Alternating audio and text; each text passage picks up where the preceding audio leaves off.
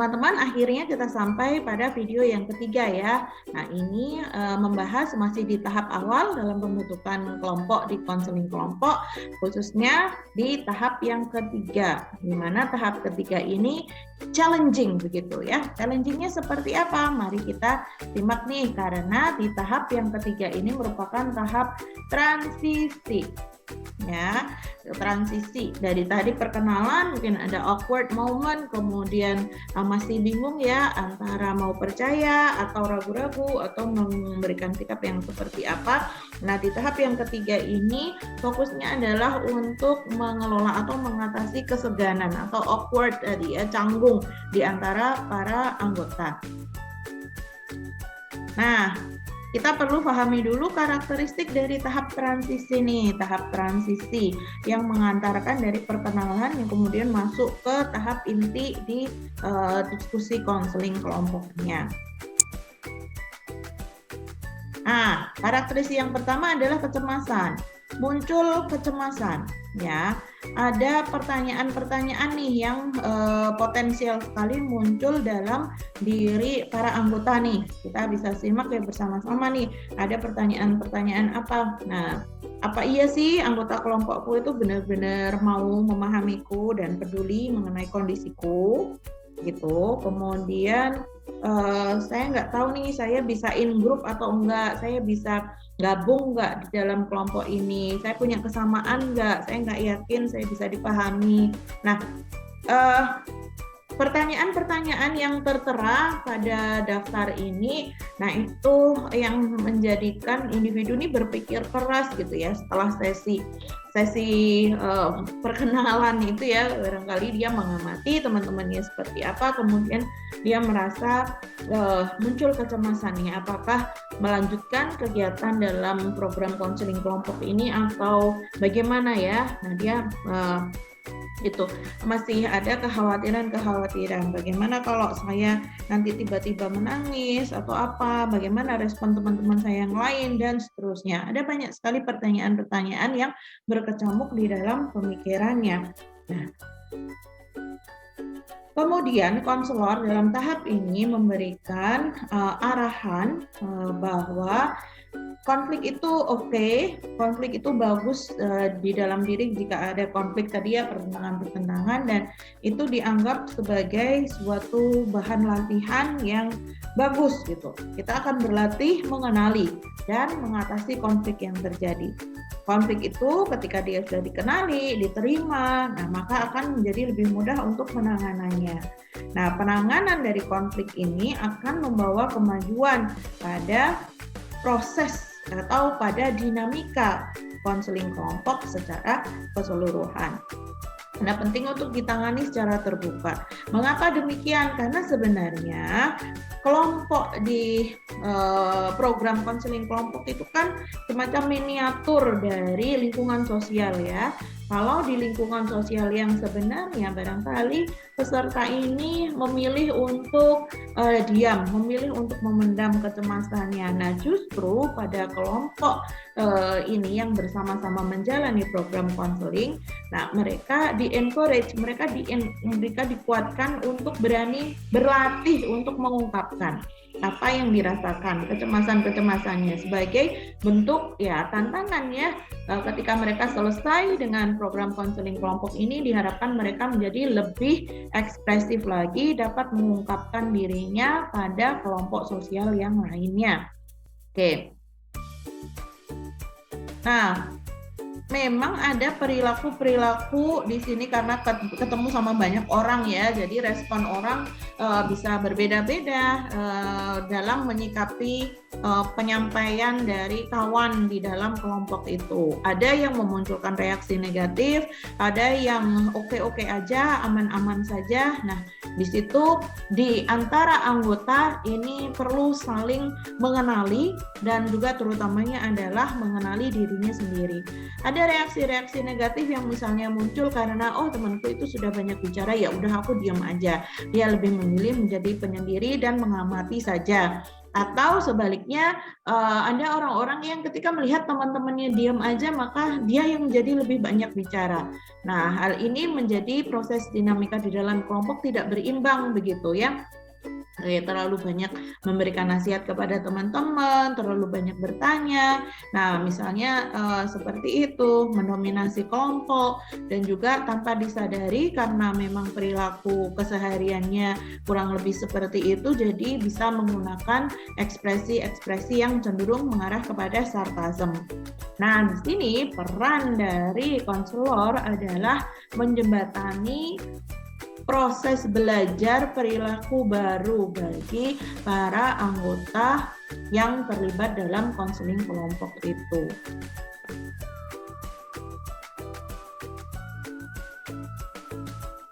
Nah, ada kemungkinan ada transference begitu ya, ada perasaan-perasaan yang tidak nyaman. Yang di sini ada contoh, ini ada beberapa, ada 3 kalimat di sini ya. Kadangkala perlu difasilitasi bagi anggota keluarga itu untuk berani mengekspresikan dirinya, meskipun kesempatan untuk mengekspresikan diri itu seringkali diterjemahkan sebagai potensi munculnya konflik. Nah, ini memang perlu dikuatkan begitu ya, dikuatkan bahwa ketika berhasil mengelola kecemasannya dan kekhawatiran bahwa konflik ini tadi hanya akan berdampak buruk, maka individu ini tadi mulai mau untuk keluar dari zona amannya dengan mengungkapkan dirinya, juga mengungkapkan jika ada keberatan-keberatan atau perasaan yang tidak nyaman gitu ya, disampaikan kepada anggota kelompoknya. Nah, dengan demikian maka orang-orang saling paham satu sama lain, dan mereka otomatis juga keseluruh anggota dalam kelompok itu belajar untuk beradaptasi mengenai hal baru, utamanya dalam berkomunikasi. Nah, kalau itu dari sisi peserta ya, bagaimana dari sisi kita sebagai konselor? Kalau tadi ada transferan yang dialami oleh peserta, nah bisa saja kita kan juga manusia ya, kita mengalami kondisi yang disebut sebagai counter transferan atau kontra transferensi.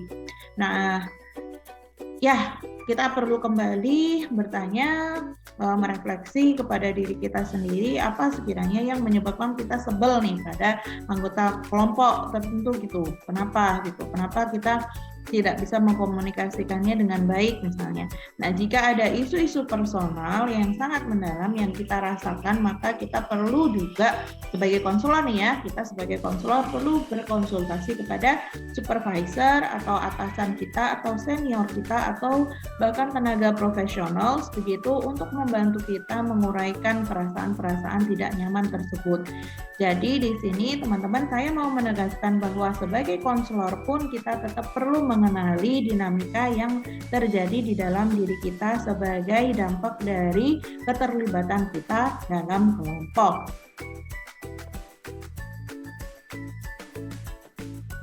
Nah, kesimpulannya pada tahap transisi ini ada karakteristik yang perlu kita kenali, yaitu adanya perasaan cemas dan juga ada pertahanan diri tadi, ada transferensi, ada mekanisme-mekanisme yang sangat mungkin sekali itu tidak disadari ya oleh peserta yang menggunakannya sebagai cara-cara menghilangkan kecemasan yang dia rasakan.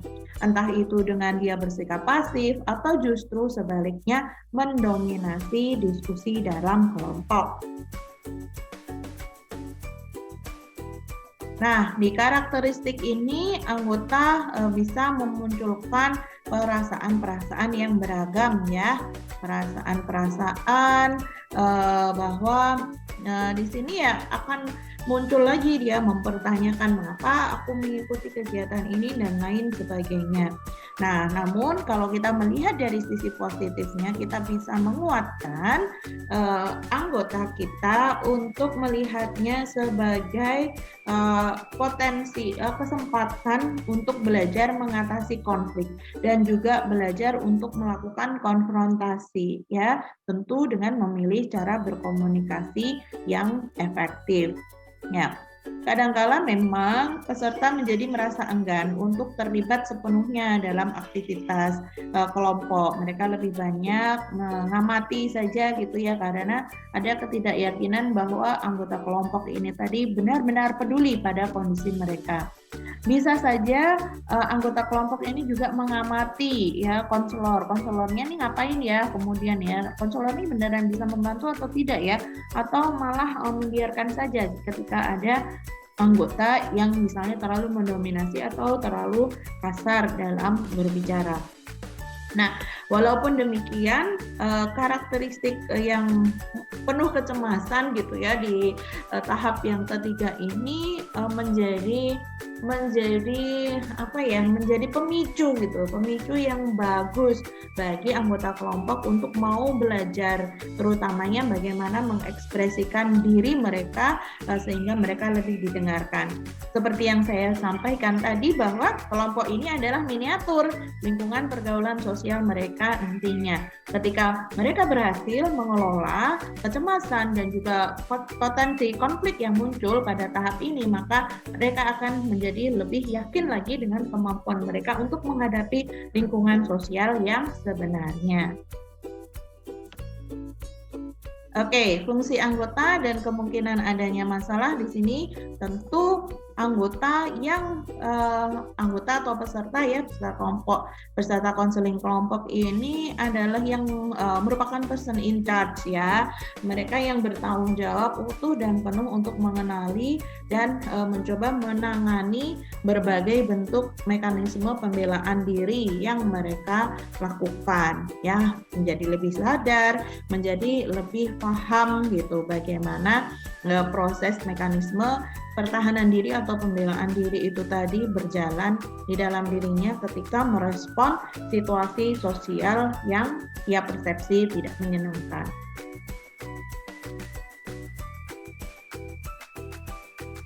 Nah, termasuk juga anggota di sini menghargai perjuangan mereka sendiri ya, bagaimana usaha yang mereka sudah lakukan dan terus menguatkan diri, mengeksplorasi bagaimana respon-respon yang ia tunjukkan di dalam kelompok, kemudian mengurangi ketergantungan, bertanggung jawab tadi, kemudian belajar menghadapi orang lain dengan cara yang lebih membangun.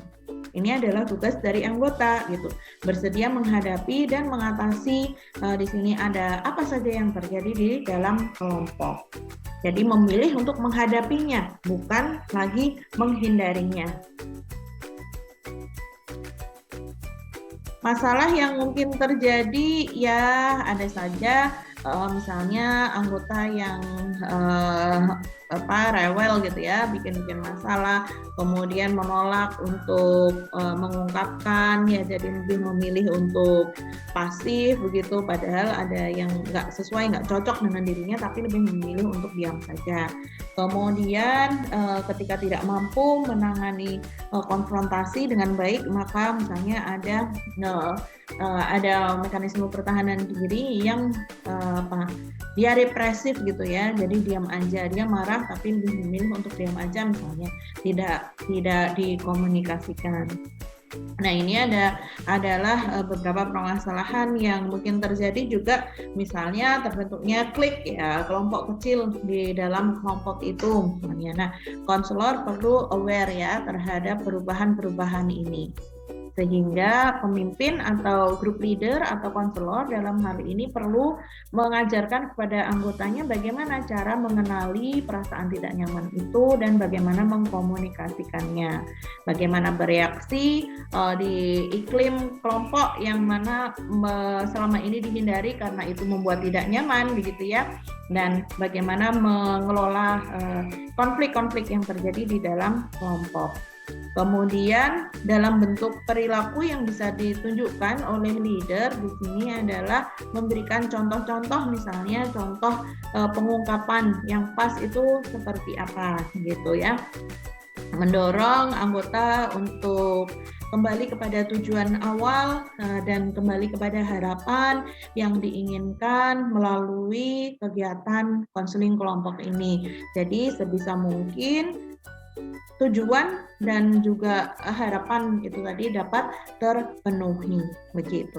Ya, dan jangan lupa bahwa konselor juga atau group leader dalam hal ini perlu terus mengamati juga reaksi dirinya sendiri ya, ketika tadi diskusi-diskusi di dalam kelompok jika sudah terlalu intens dan memunculkan rasa tidak nyaman, maka konselor pun dapat berkonsultasi kepada supervisor atau pada seniornya, atau jika memang sangat dibutuhkan perlu untuk berkonsultasi kepada profesionals, dalam hal ini dia sebagai person ya, sebagai individu gitu yang merasakan ketidaknyamanan sehingga perlu mendapatkan penanganan juga.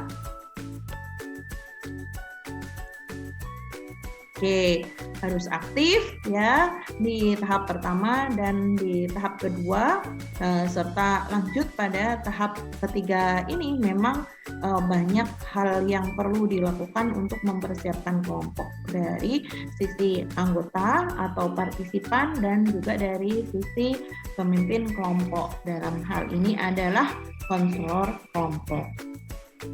Oke.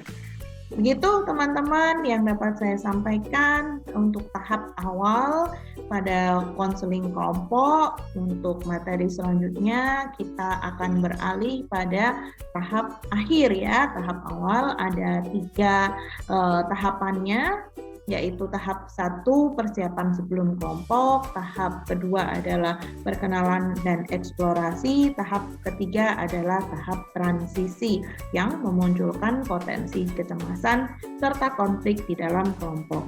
Tahap 4 dan seterusnya apa ya? Penasaran? Oke, silahkan lanjut menyimak di materi penjelasan berikutnya. Sampai jumpa!